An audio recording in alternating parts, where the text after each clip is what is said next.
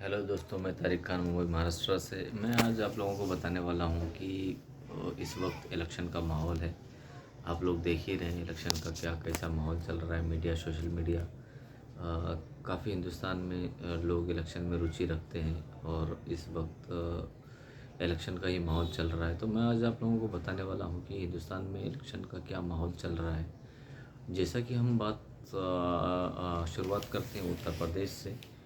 इंडी गठबंधन और बीजेपी का, तो मेरा ऐसा मानना है कि हिंदुस्तान में बीजेपी सरकार का जो प्रचार प्रसार है बहुत ही तेज़ी में चल रहा है।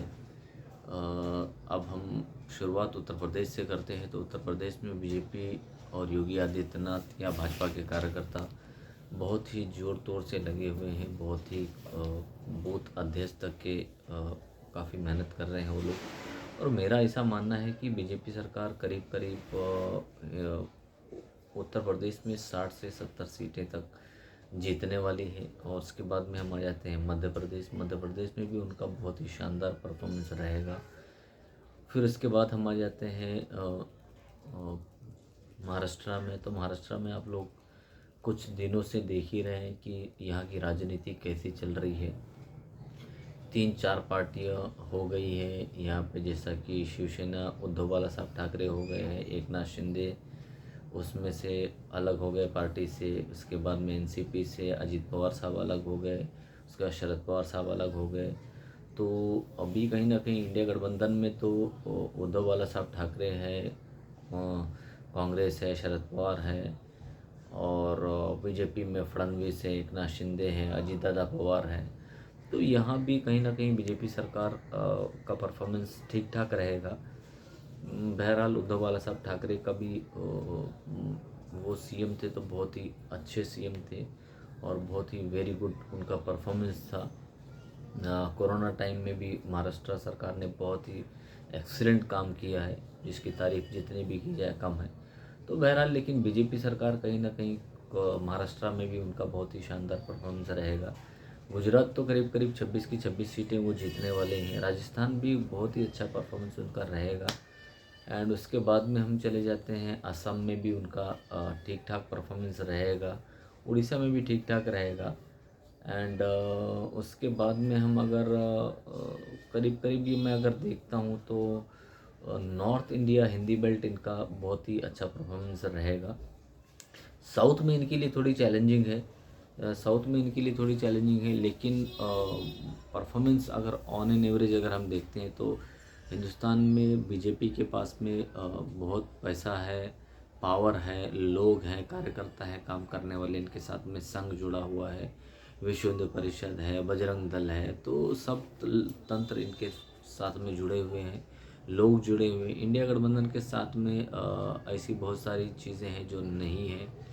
हालांकि वो भी मेहनत कर रहे हैं, काफ़ी लोगों के साथ में अलायंस है, लेकिन जो इनका प्रोपेगेंडा है बीजेपी सरकार का, ये इसमें कहीं ना कहीं मुझे सफल दिख रहे हैं। जिस हिसाब से मैंने 2 फेस इलेक्शन देखा है उसमें बीजेपी मुझे कोई एंगल से कमज़ोर नहीं लग रही है। हालांकि बीजेपी सरकार में हिंदुस्तान में बहुत सारे लोग परेशान हाल हैं। बेरोज़गारी है, महंगाई बहुत ज़्यादा है, हिंदू मुस्लिम की तुष्टीकरण है। भाजपा के बहुत सारे कार्यकर्ता हिंदू मुस्लिम की बातें करते हैं, बहुत सारी मंदिर मस्जिद की बातें होती हैं। इसमें जो आम जनता बहुत सारी चाहती है कि भाई महंगाई कम हो, रोज़गारी हमको मिले। तो ये सब बहुत सारी कमियां भी हैं, लेकिन रूरल एरिया में कहीं ना कहीं बीजेपी सरकार लोगों को समझाने में सफल है।